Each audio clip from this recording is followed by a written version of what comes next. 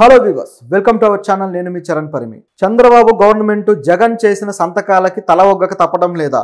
ప్రస్తుతానికి పరిస్థితి అలాగే ఉంది. చంద్రబాబు గారు జగన్ సంతకాలన్నిటికీ కూడా ఆమోదం తెలపాల్సిన పరిస్థితి అయితే ఏర్పడింది. నిజానికి ప్రభుత్వం మారితే ఎవరు సీఎంగా ఉంటారో వాళ్ళ సంతకానికే విలువ ఎక్కువ కదా. కానీ ఇక్కడ ఎందుకు రివర్స్ అయింది? గత సీఎం సంతకానికే ఎందుకు ఇంకా విలువ ఏర్పడుతుంది?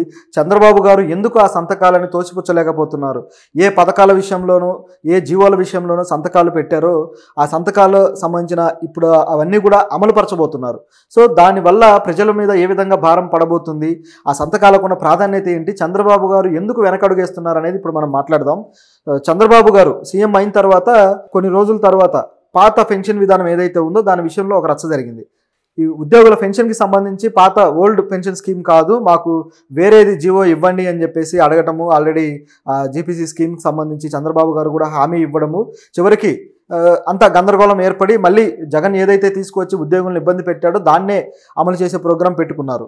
సో ఆ విధంగా దానికి వాళ్ళు చెప్పిన సాకు కూడా ఏంటంటే, గత అధికారి వెళ్ళిపోతూ సంతకం పెట్టి వెళ్ళిపోయాడు అని చెప్పేసి చెప్పారు. ప్రభుత్వం ఏ రోజైతే వచ్చిందో అదే రోజు ఆయన సంతకం పెట్టి వెళ్ళాడట. సో అది ప్రజలు కూడా ఎవరు నమ్మలేదు, ఇది కావాలనే చేస్తున్న ప్లాన్ లాగా ఉంది అని చెప్పేసి అనుకున్నారు.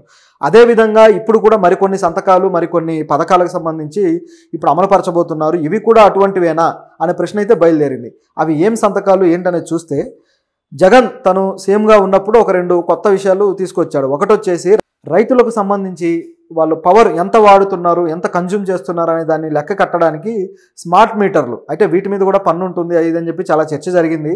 సో ఈ స్మార్ట్ మీటర్లు బిగించడానికి ఏపీ గవర్నమెంట్ ఒప్పందం చేసుకుంది. సో ఇది కొంత వివాదం అయింది. కానీ కేంద్ర ప్రభుత్వం స్మార్ట్ మీటర్లు పెట్టాల్సిందే అని చెప్పేసి గతం నుంచి కూడా వాదిస్తూ వచ్చింది. అది కేంద్ర ప్రభుత్వానికి ఒక ప్రతిష్టాత్మకమైన విధానం అయింది. సో మరి ఎందుకు రైతుల మీద వాళ్ళు ఈ విధంగా డబ్బులు వసూలు చేయాలనుకున్నారో కానీ, నిజానికి రైతులు వాళ్ళకు ఏ పన్ను ఉండదు, ఆదాయ పన్ను ఉండదు, రైతుల ఉత్పత్తుల మీద కూడా పన్నులు ఉండవు. అలాంటిది వాళ్ళకి నుంచి ఏదో విధంగా డబ్బులు లాగడానికి అన్ని వర్గాల నుంచి కేంద్ర ప్రభుత్వం డబ్బులు లాగుతుంది కదా. ఒకటని కాదు, ఇల్లు కొన్నా డబ్బులు కట్టాలి, ఇల్లు తీసుకున్న డబ్బులు కట్టాలి, స్థలం కొన్నా ఎలాగో పన్నులు కడతాం, పొరపాటున మనం బ్యాంకులో డబ్బులు దాచుకున్నా దానికి పన్నులు కట్టాలి, ఆ డబ్బు తీసుకోవాలన్నా పన్నులు కట్టాలి, జీవిత బీమా చేసుకోవాలన్నా పన్ను కట్టాలి, చచ్చినా సరే చివరికి వాడు చచ్చిపోతాడు పన్ను కట్టి చంపేయండి అన్నట్టుంది పరిస్థితి. అంటే అంత దారుణంగా పన్నులు వసూలు చేస్తున్నారనమాట. సో ఈ పరిస్థితుల్లో దీన్ని కూడా ఆ విధంగా డిజైన్ చేయబోయారు. అంటే పన్ను ఎలాగో తీసుకోలేము, ఈ విధంగా అన్నా తీసుకుందాము, వాళ్ళ కన్జంప్షన్ని బట్టి వాళ్ళకు ఒక రేట్ పెట్టి తీసుకుందాం అనే ప్లాన్ అయితే వేశారు. కానీ అది మిస్ఫైర్ అయింది. తెలంగాణలో అయితే బీఆర్ఎస్కి అలాగే బీజేపీకి మధ్య పెద్ద వారే నడిచింది. వీళ్ళు ఇట్లా స్మార్ట్ మీటర్లు పెట్టాలనుకుంటున్నారని బీఆర్ఎస్ కూడా ప్రభుత్వం మీద, కేంద్ర ప్రభుత్వం మీద గట్టి విమర్శలు చేస్తూ వచ్చింది. వాళ్ళు మళ్ళీ తిప్పికొట్టడానికి ప్రయత్నించారు కానీ అది వర్కౌట్ అవ్వలేదు. సో ఆ విధంగా ముగిసిపోయింది. అయితే ఏపీలో మాత్రం పెద్ద సమస్య లేకుండా జగన్ సంతకాలు పెట్టడానికి రెడీ అయిపోయి సంతకాలు పెట్టేసి ప్రభుత్వంతో ఒప్పందం చేసుకున్నాడు. అసలు ఎందుకు ప్రభుత్వానికి ఆయన లొంగిపోయాడు అంటే, మనం వేరే వేరే కారణాలు ఉన్నాయనుకోండి, అవి కాకుండా దీనికి సంబంధించిన వరకు చూస్తే, మాజీ సీఎం జగన్ రుణాలు తీసుకోవడానికి అదనంగా కేంద్ర ప్రభుత్వం నుంచి రుణాలు తీసుకొని రావడం కోసమే ఈ పథకానికి అంగీకరించి సంతకం పెట్టాడు అనేది ఇప్పుడున్న సమస్య. సో దాని తర్వాత మరొక పథకం అదేంటంటే చెత్త పన్ను. చెత్త పన్ను కూడా గత ప్రభుత్వం చెత్త పన్ను వేస్తే దాని మీద ఎన్ని విమర్శలు వచ్చాయో చెప్పనక్కర్లేదు. చెత్త మీద మళ్ళీ పన్ను ఏంటి అని చెప్పేసి, ఎందుకంటే ఆల్రెడీ మనం స్వచ్ఛ భారత్ పన్ను కడుతూనే ఉన్నాం.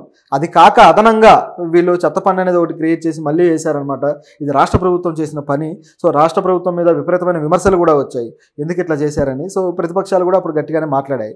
సో ఈ చెత్త పన్నుకు సంబంధించి కూడా సంతకాలు పెట్టారు. నిజానికి ఇది కేంద్ర ప్రభుత్వం నుంచి వచ్చిన ఆదేశం.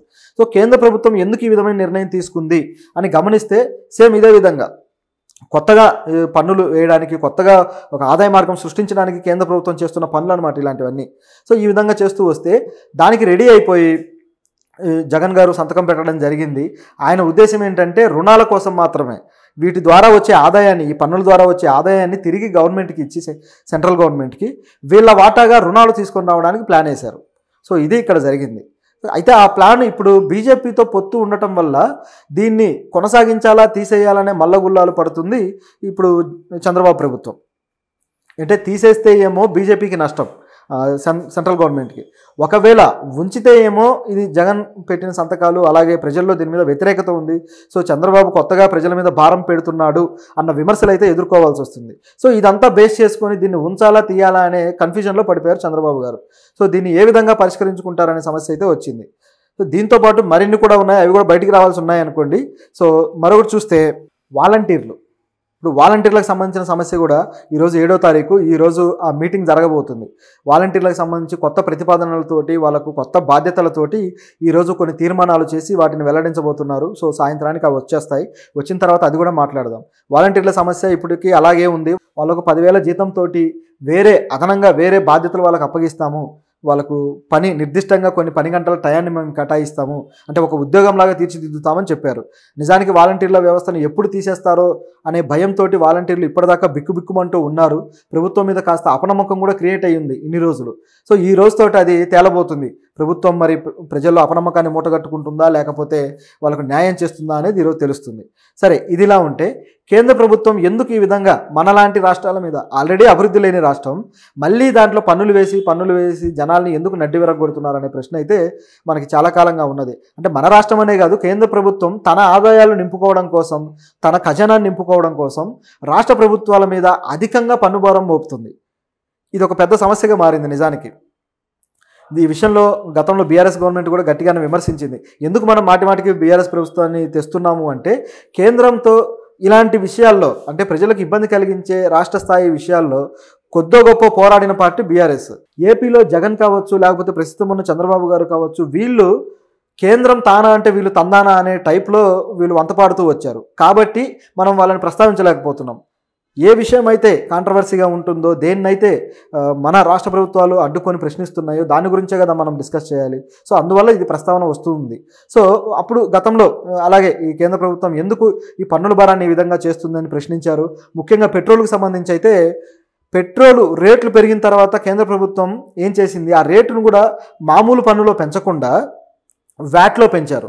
అంటే రాష్ట్రాలతో షేర్ చేసుకోలేని అవకాశం లేని దాంట్లో వాళ్ళు పన్ను పెంచారనమాట. సో దాన్ని మాత్రం పూర్తిగా కేంద్ర ప్రభుత్వమే తీసుకుంటుంది. అంటే పెట్రోల్ రేటు ఎంత పెరిగినా సరే ఈ పెంచిన కేటగిరీ ఏదైతే ఉందో దీనివల్ల మొత్తం కూడా కేంద్ర ప్రభుత్వానికి వెళ్ళే పరిస్థితి. చివరికి పెట్రోల్ రేట్లు తగ్గియండి అని ప్రజలు గోల పెట్టినప్పుడు కూడా వీళ్ళు ఏం చేశారంటే కొద్దిగా వ్యాట్లోంచి కొంత తగ్గించిన తర్వాత మళ్ళీ రాష్ట్ర ప్రభుత్వం తగ్గియట్లేదు, మిగతాదంతా రాష్ట్ర ప్రభుత్వం పెంచిందే అని చెప్పేసి రాష్ట్ర ప్రభుత్వాల మీద నెట్టారు. వాళ్ళు ఆల్రెడీ వీళ్ళకి వచ్చే ఆదాయాన్ని కూడా దొడ్డిదారిన ఈ విధంగా మలుచుకుంటున్నారు. మళ్ళీ రాష్ట్ర ప్రభుత్వం తన ఆదాయాన్ని తగ్గించుకొని పన్ను తగ్గించాలని చెప్పేసి డిమాండ్ చేశారు. సో చాలా టాక్టిక్గా రాజకీయం చేశారు. అయితే ఈ మాత్రం ఎకానమీ కూడా ప్రజలకు తెలియదు అని వీళ్ళు అనుకున్నారు. సో అది కేంద్ర ప్రభుత్వం పరిస్థితి. మొన్న బడ్జెట్ వచ్చినప్పుడు కూడా, బడ్జెట్లో కూడా నిర్మలా సీతారామన్ గారు పెట్టిన అడ్డగోలు పన్నుల మీద విపరీతమైన విమర్శలు వచ్చాయి.